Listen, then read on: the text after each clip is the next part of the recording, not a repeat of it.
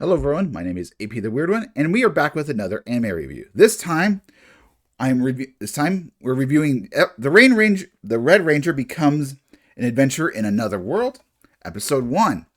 This is an anime that I've been looking forward to. I had read bits of the manga, not all of it or up to current date, because I was reading and then they got on hiatus for a little bit. Then when it resumed, I kind of stopped. And I think it was also around the time the anime got a bit of announcement. But regardless, we're watching this anime. I'm watching this anime. I'm also reviewing it. So to start off this anime, I want to mention one aspect of it. There is cut content from the manga, and it's very minuscule. It's not really a big deal, but I should at least mention it before we move on to the good stuff. The first thing the thing that they moved or cut is the Wyvern. So when they're about to go get the mana medal and go on their journey, she summons her Wyvern to do it, but then Kizuna Red himself says, "No, I have a faster method. Let's take the Turbo Huddle." That's the only thing they cut out. They just cut out the Wyvern. When in the anime, as soon as he says, "Okay, we're gonna go on this journey. We gotta go right now," he jumps out, he morphs, and then he summons the Turbo Huddler, and then they fly off. So there's that.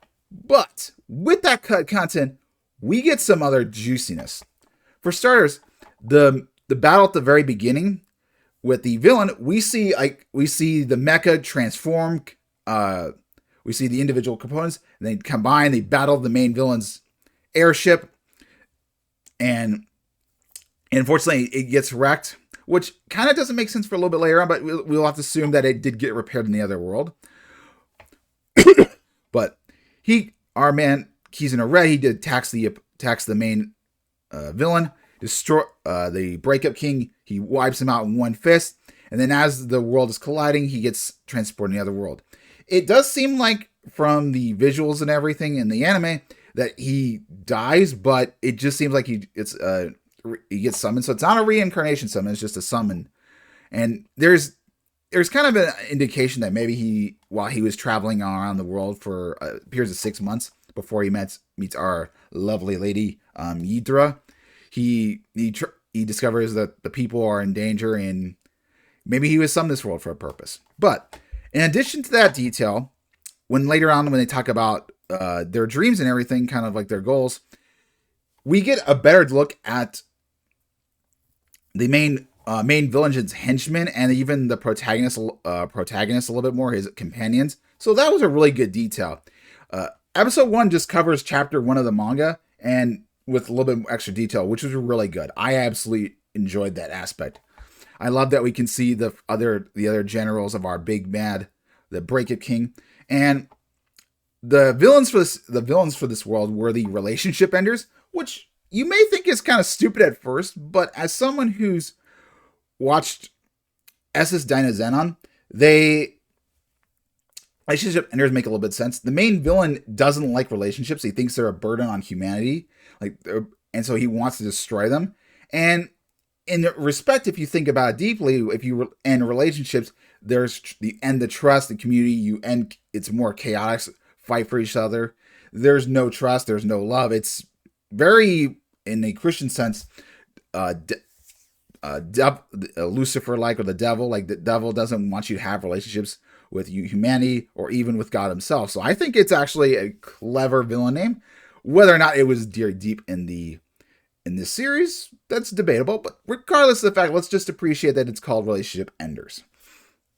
This is also in the manga as well. I made sure to check it, as I was seeing a fan translation, but because you can get the chapter 1 free on Kindle, I decided to check it. Yeah, it's Relationship Enders. It's, like I said, it sounds strange, but if you think about it, it's actually pretty genius. The quality of the show that I was watching, because I watched third party, it wasn't as super good, but it does, I would assume, look better on a proper HD and even your TV. I thought it looked really good for what I was watching. The mecha looks awesome. I heard that there's a figure coming of it. Although you gotta have to, I think it's more like a Gundam model kit, so I might pick it up. We'll see if it's not too complicated. If it's pretty simple. I do have a Gundam that was kind of a similar quality.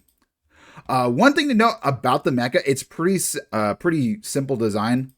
Like even like here, it's there's two leg components, which we see all the pieces. We see the dolphin, we see cheetah, and then the gorilla forms the arms, and then there's also wings, and the T-Rex is the body.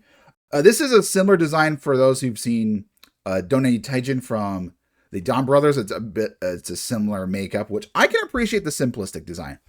It has a giant sword and also has a big cannon, which is seeing the episode. I definitely enjoyed it. It's fun. It's a basic mecha, but it's very cool, and I like it more than at least the Boom Boomger mecha and potentially the next one as well.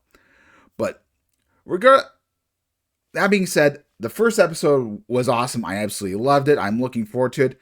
I loved seeing the Super Sentai or Power Ranger mythos and kind of lore interacting with an adventure world.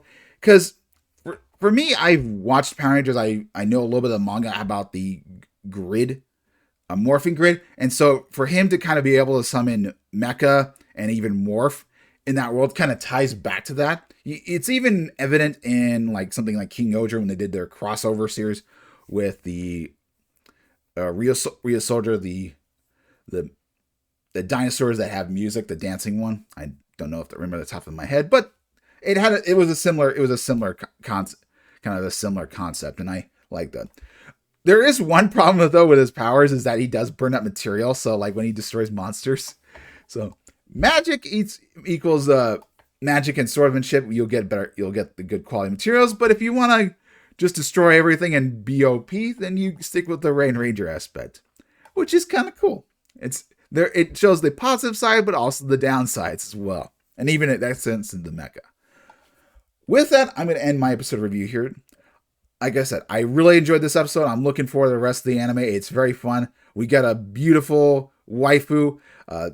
Got a big titty waifu, and our main character. He's a very simplistic man. You know, he likes his friendship. He likes his bonds, but he's a good guy, and he's not completely stupid. There is one scene in particular I'm looking forward to, although I'm not sure if we'll see in this. We'll see it in season 1, presumably. This will probably most likely get in our season. With that, hopefully you guys have a wonderful day. Make sure to check out this anime yourself. It's available on Crunchyroll. There's no way to buy it on iTunes, unfortunately. I might do it. I don't know, but I would like to if there's other ways to watch it outside of legally outside to watch it outside of Crunchyroll. Anyway, see you guys next time.